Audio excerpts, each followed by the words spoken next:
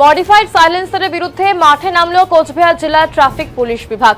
সদর traffic OC Suresh দাসের বৃহস্পতিবার কোচবিহারে বিভিন্ন গ্যারেজ পরিদর্শন করেন। তিনি জানিয়েছেন, মডিফাইড সাইলেন্সার এবং মডিফাইড লাইট যে বাইকে বা গাড়িতে থাকবে তার মালিককে যেমন আইনের আওতায় আনা হবে, সেভাবে যে গ্যারেজে সেই বাইক বা গাড়িতে এই মডিফাই করা হবে তাকেও আইনের আওতায় আনা হবে, এমনটাই জানিয়েছেন তিনি।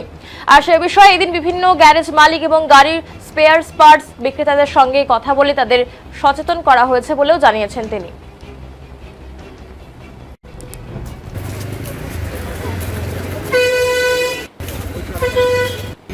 মডিফাইড এক্সস্টের বিরুদ্ধে অভিযান তো আমাদের লাগাতার চলছে।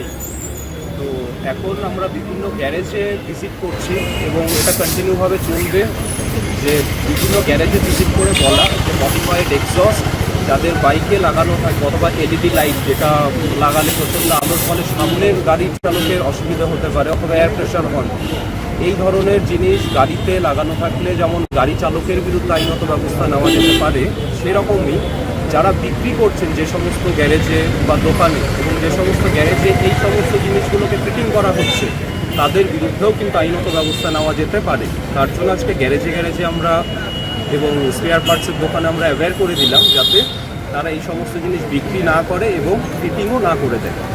এবং আপনাদের মাধ্যমে বাকি অন্যান্য গ্যারেজ বা স্পেয়ার পার্টস সেলারদের আমি এটাই বলে রাখবো যে modified exhaust, air pressure horn, উচ্চ মানসম্পন্ন যে সমস্ত লাইট লাগানো হয়, এলইডি লাইট বিশেষ করে বাইকে বা ফোর হুইলারে, এগুলো বিক্রি এবং ফিটিং করা দুটোই কিন্তু বেআইনি।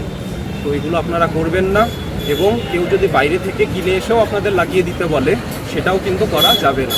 তাহলে যে দোকানদারের বিরুদ্ধে কিন্তু আইনত ব্যবস্থা গ্রহণ করতে পারে। এই জন্য ওগুলো না বিক্রি করবেন, আর যদি কেউ নিয়ে আসে সেগুলো ফিটিং